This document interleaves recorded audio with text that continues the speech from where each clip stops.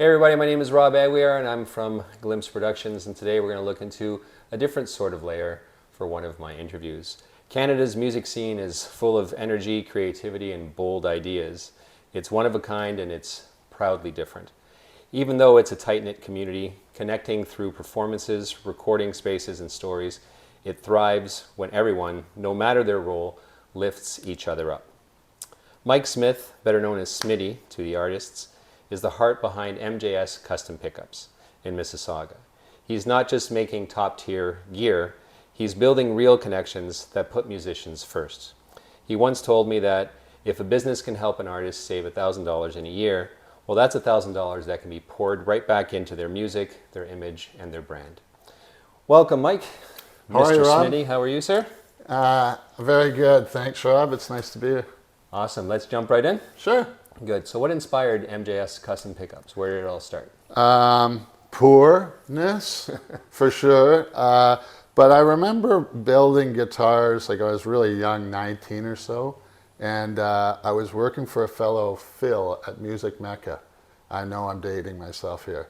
But we didn't have many choices for pickups, and the ones that I was hearing weren't fitting with all the work I'd put into making a guitar. So I decided to give it a shot. I mean, it wasn't a lot to lose.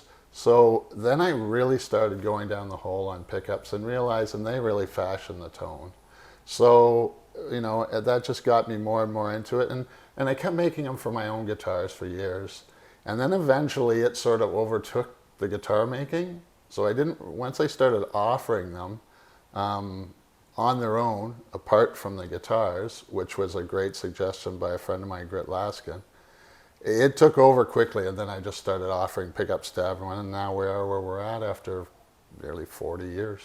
40 years. Always Mississauga based? No. I started Clover Guitars, which is previous to MJS, probably in about 1988, 87. And then we moved out to Mississauga. We turned it into MJS. It became incorporated in 2007, so 18 years ago, is when MJS became a corporation instead of a sole proprietorship.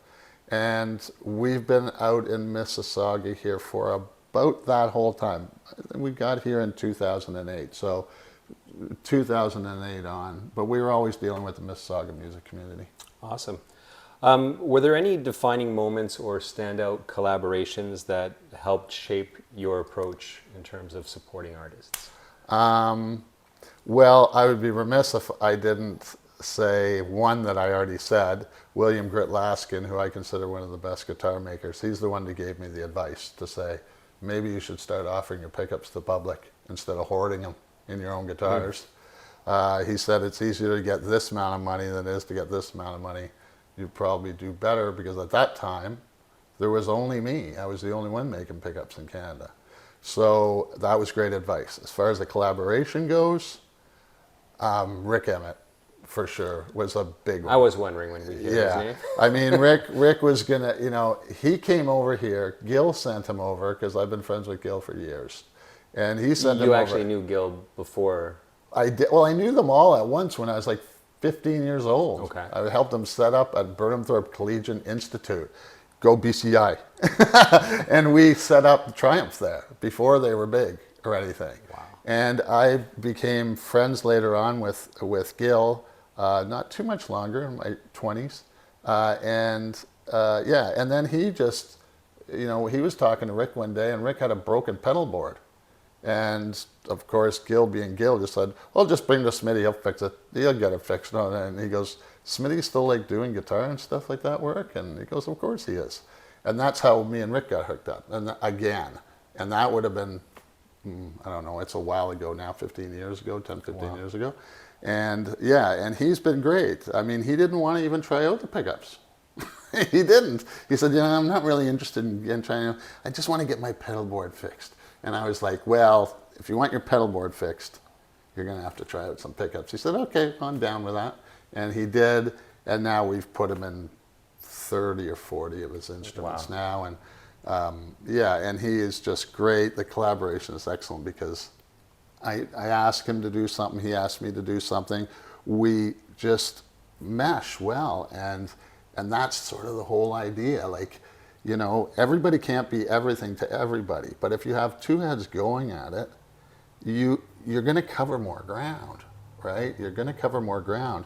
And it was Rick's sort of philosophy with his business and what he does, and it was mine too, that you help each other out. There's got to be trust, and then you do it and follow through. Don't let people down.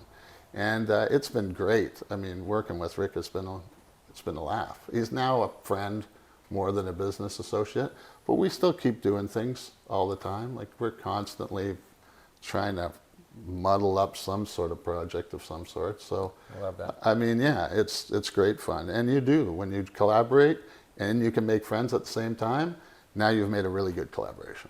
Beautiful. Yeah. I love that, Earl. You've talked to me about helping artists save money. How do you make that happen while still maintaining the quality of your pickups? I mean, you've obviously invested a lot into what you do, but you also give a lot as well. So how does that work in terms of balance? Well, the quality of the pickups doesn't take any kind of a beating at all. As a matter of fact, if it wasn't for musicians constantly always asking, oh, can we do this? Can we do that? Then everybody would be just making the same stuff. I mean, they're pushing me in the right direction. And there's value to that, believe it or not, to getting pushed, because I'm one person and I'm going to end up defaulting to what I like a lot. And not everyone likes what I like. So, you know, I'm going to end up making the same pickup all the time, and people are going to go, yeah, no, and they're just going to flip past me. But when you have a whole bunch of musicians that you're working with closely all the time, you get to go down a lot of avenues. And that's where the word custom comes. And that's where the word custom comes. We don't make any pickups here first. We collaborate with the artist, and then we make the pickup for them. That's the way it goes for every single pickup. But the problem between collaborations and funding to get people's music done is not at the high level. It's at the lower level, right? By the time a person gets very high, they're getting things thrown at them all over the place. So for the small businesses, the small music stores, you know, all the small pedal companies, all the small music associated industries, they don't have huge budgets to do this. So if they run into somebody as high profile as, you know, Rick or whoever you want to pick, it's usually over. You're not going to be able to compete with the big boys, the Fender, and all of these larger companies that have huge budgets to push forward. So the collaboration stems from there. The quality of the pickups really doesn't come into play. We've been doing this for a long time now. The communication is the thing that you're honing when you want to get a good pickup into a guitarist's hands. You're really honing your communication skills so you can understand what they're asking for and delivering it to them. Yeah. Right? By this time, I should know, you know, when I have a plan in my head to make a pickup, I know which pickup I'm making. I just have to make sure that I've got the right information from the guitarist. Before we delve more into the collaborations, as you were saying that, so does anybody ever come to you and say, you know, so-and-so has a pickup that is done this way and sounds this way, and you know, how can we add that to mine? Or how does, am I even asking that question correctly? You're asking it perfectly correctly. It's a nightmare. That's a nightmare. When someone comes to a custom pickup maker and says, can you make one of these? It backs me into a corner. And I'll be serious about this. When someone says make one of these, that's because they've considered that the top of the hill they're going to find. They don't know what comes from a custom pickup maker. It could be much better than that. Yeah. But I got to make that pickup now. Because if I don't, the customer's always going to wonder what that pickup sounds like. So that's why we talk so much to customers. We'll explain things just like that. Just like you're a customer, Yeah. we'll explain that. Okay, better off you tell us what you're looking for sound-wise than giving us a part number, right?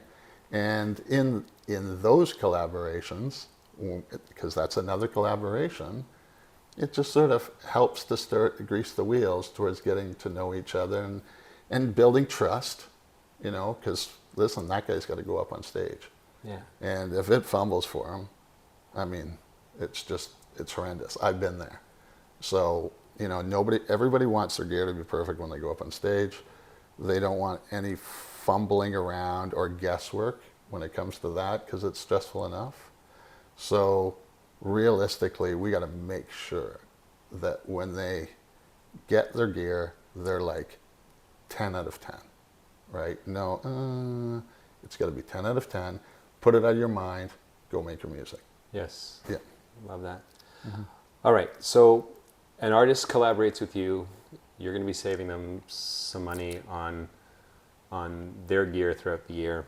As they're reinvesting those savings into their brand and their creative process, what kind of growth have you seen in artists as a result of your collaborations? Are there any specific examples that you want to share? Specific ones. I don't track it.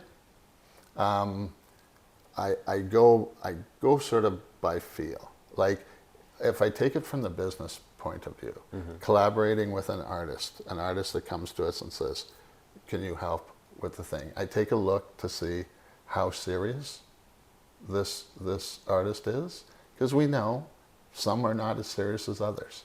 And there's, and if they're not serious, I can't get serious with them. And they're giving and we're giving.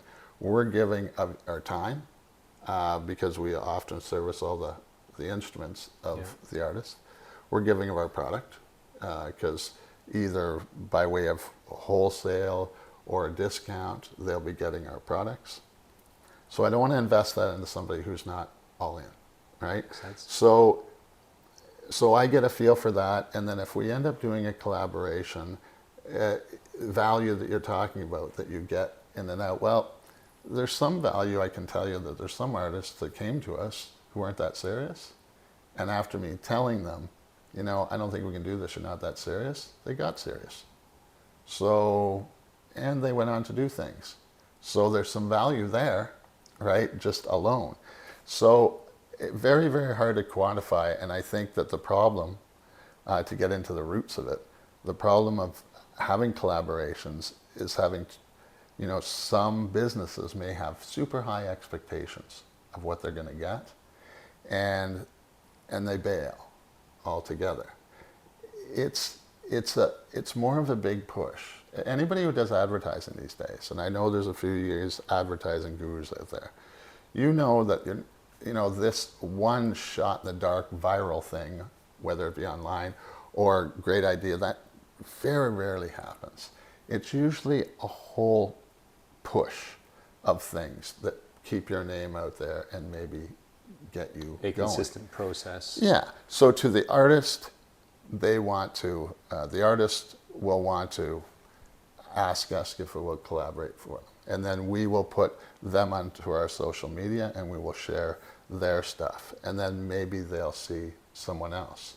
That's one. I mean, we have a full roster right now of musicians. And we find that the push of those, I have to say between 20 and 40 artists, fits us into where most people have heard of us. I don't think if I didn't have that with all these musicians, that most people, even after 40 years, would have heard of us. And by most people, I mean most people in, let's say, the Southern Ontario region. Conversely, if we're pushing all of their gigs on our social media, then we have our followers that, and then potentially, and here's the kicker, other people in the businesses see us doing that for X artist. They may say to themselves, you know what? I'd like to get him or her to do some influencing, for lack of a better term, for my product.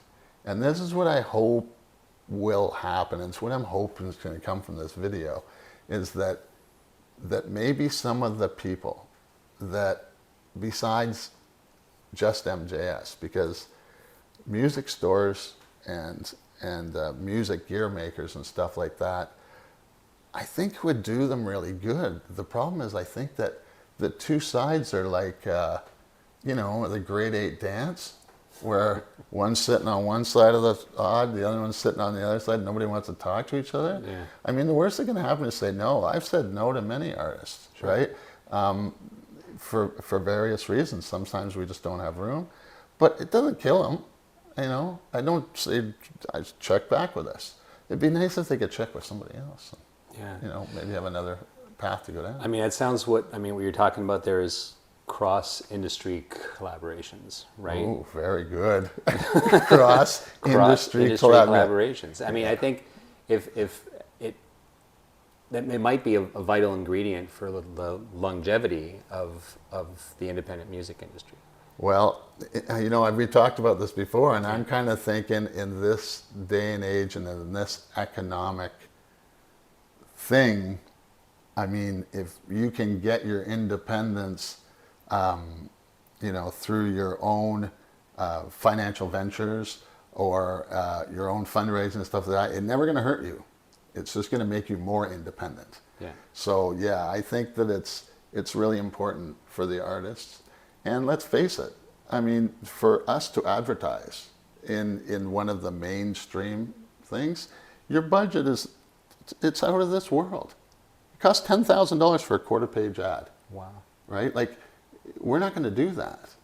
So we rely, and it's worked for us, on artists. I mean, at the end of the day, we're making gear, and they're buying it. So it's in our benefit to promote them, right? And in turn, the other way around. We're not around to buy any gear or to build gear and stuff like that. The musicians are going to be hunting, like I was back in the 60s and 70s, for basically nothing. There was not that much stuff around. Right. So some artists come to you. Sometimes you go to them. Mm-hmm. And that's that whole grade 8 dance thing where you're both sitting on opposite sides, not sure if you're going to talk. Not me. I welcome? was the one who went over to the other side. You went to the other side? Good on you. I was like, what am I doing here? So, what do you say to those artists who haven't yet explored such partnerships with independent, makers like you? Do you just cold call?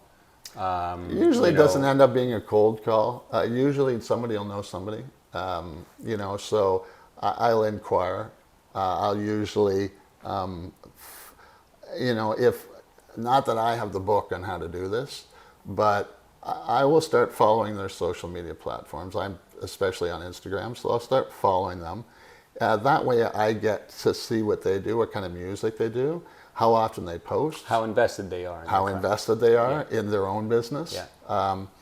And then, which leads back to how serious they are, and therefore, is this going to be a good that's right, and then I'll go to zip to YouTube, because no one hides on YouTube. Yeah. So I'll start looking at their concerts and see how good they do in a live situation, because a studio is going to make everyone sound brilliant. Yeah. So I'll see that sort of stuff. So I'll sort of know them, and if I get a good feel for them, I may just do that. I may just message and say, you know what?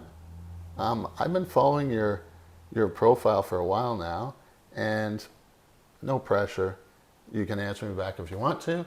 I thought maybe we could collaborate on some cross promotion of some sort or other. Nothing in particular. Give me a ring if it's something that would interest you. How does it work on the flip side, though?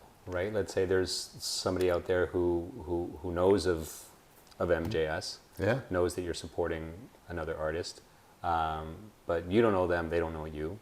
Are they just going to pick up the phone and say, hey, this is who I am? Do you want them to send a promotional pack out to you? What's your preferred initial contact? Well, or is there? Right? You have to excuse me for laughing, right? We're full right now. Having said that, though, most people, especially of my ilk, because I'm 61 years old now, but I even would consider an email more formal, but I would be perfectly happy to get a message on Instagram saying, we really like your products, something like that. And it happens a lot. And I never turn anyone down. I always just say, we're full at this point in time, but get back in contact with us. Yeah. And we get quite a few. And that's why I say, you know, this should be spread out more. I mean, it was easy. I'm not dropping shout outs here. But I asked Randy at Wrapped Instruments up in Aurelia if he wanted to help with a promotion that I was doing for, I think it was Arlene. And he was like, and this guy's owns a business. He makes basses and really nice ones. And he said, well, what's this all about? And I was like, well, this is what we do. And he goes, oh yeah, sign me up. And he was in, right? Yeah. Like, I just don't think they know, right? How do we get the word out then? Like, what do This independent helps. art? Well, sure. I mean, and this is Right? why we're doing this, right? But I would say that the message, we had hoped that this message would go to both, would go to the artists and to the businesses around. I say some things when because we deal with literally dozens of different people that'll come here and stuff like that. Lots of guitar. We do pickups for 18 different guitar companies. So the guitar companies are a little tougher though, because guitar companies who you would normally associate with wanting to do a promotion with an artist, that is a big buck item. So now you're talking $3 or $4 grand. These little companies can't afford to give an artist a $3,000, $4,000 guitar. Yeah. They can afford to give them a discount, a big discount, which many do, and that works good.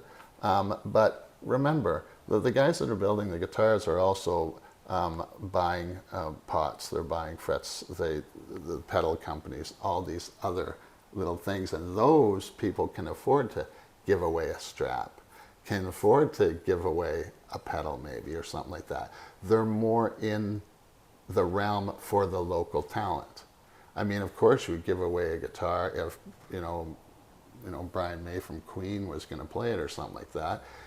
But we're not talking about that. We're talking about local talent being supported by local business.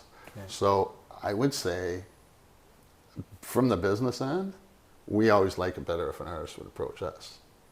You know, we don't want to hunt them down. yeah, I was absolutely, I will not hunt them down for the longest time. And then I realized, you know what, I'm drawing a conclusion here that I shouldn't be drawing.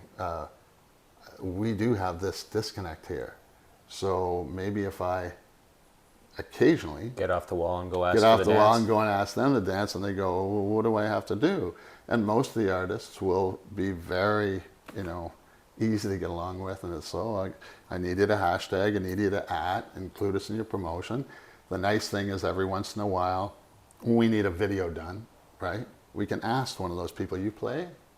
Yeah. And they'll laugh and go, of course I play. You put the big one, like, okay, no, now I'm going to need you to play for us. Yeah. So we'll have you down and we'll do this. Yeah. And they'll do a little thing for us. If we have new pickups or something, and it really works. I mean, if you ever had to hire somebody to do that, it would cost you a small fortune, Yeah. right? And of course, conversely, if that artist had to ever come and pay for me to do a setup and provide with 2 pickups and put it all on the guitar and stuff, they're looking at $500. So now it's costing neither one of us any money.